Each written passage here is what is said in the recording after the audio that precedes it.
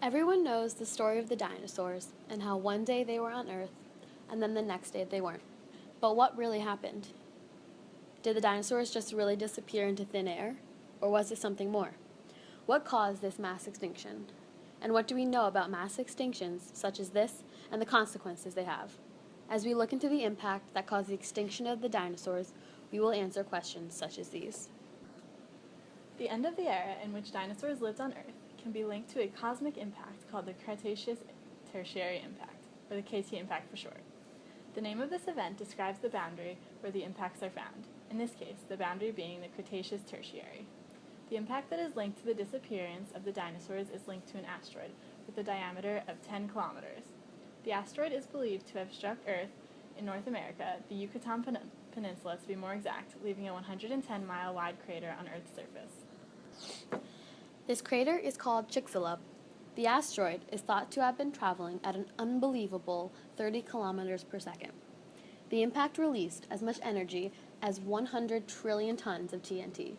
This amount of energy is a billion times more than the atom bombs that destroyed Nagasaki and Hiroshima.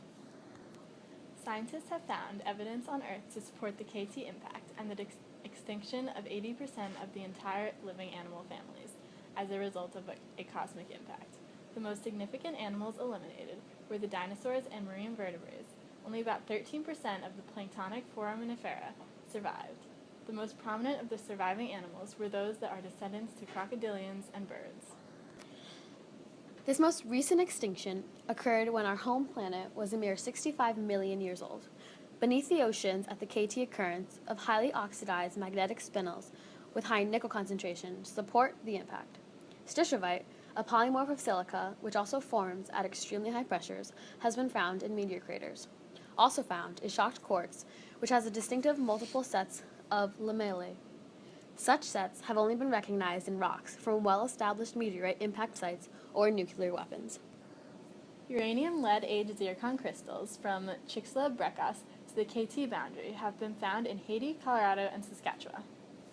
In Alberta, nanometer-sized diamonds were found. The diamonds are a carbon isotope ratio close to that of interstellar dust and are incompatible with having terrestrial origin, thus providing evidence that such molecules were brought here from space.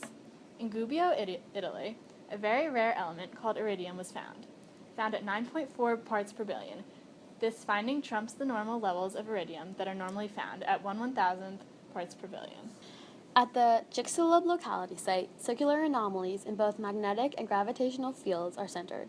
These anomalies are caused by the presence of shocked quartz and feldspar that contain anomalously high iridium contents of 13.5 parts per thousand. What do we know about extinctions in general? It has often been discussed among scientists as extinctions play a large role in evolution. But what is extinction? Mass extinctions have been defined differently, but in general are known as any substantial increase in the amount of extinction suffered by more than one geographically widespread higher taxon during a relatively short interval or geographical time resulting in at least temporary decline in their standing diversity. Extinctions include a significant portion of the world's biota in a geographically insignificant period of time. It is believed that extinctions occur about every 26 million years. The event of an extinction is divided into 3 stages. Extinction is followed by a period of survival and then a period of recovery. Disaster taxa, or those present in the survival phase of extinction, are normally long-ranged species of opportunists. They are able to survive in elevated environmental stress and also swarm in abundances. In the recovery stage, progenitors and taxa that survived the mass extinction radiate. This is marked by the reappearance of taxa that had disappeared from all fossil records. However, this disappearance may be up to several million years earlier. The process of extinction and recovery occurs over the span of millions of years, not days. In the lifetime of the Earth, which is 4.54 billion years, 5 major extinctions have occurred. The first was the KT impact, followed by the Triassic, Permian, Denovian, and lastly, Ordovician. The highest percentage of marine family extinction was 57%. In most cases, planktonic foraminifera are indicated as the most affected species and are believed to have undergone dramatic turnovers. It is more often the terrestrial land animals that experience higher extinction rates over land plants, but marine life is the most resilient. With the dinosaurs out of the way, new kinds of animal took centre stage. One was particularly successful, the mammal. These hardy creatures survived the impact and the climate change.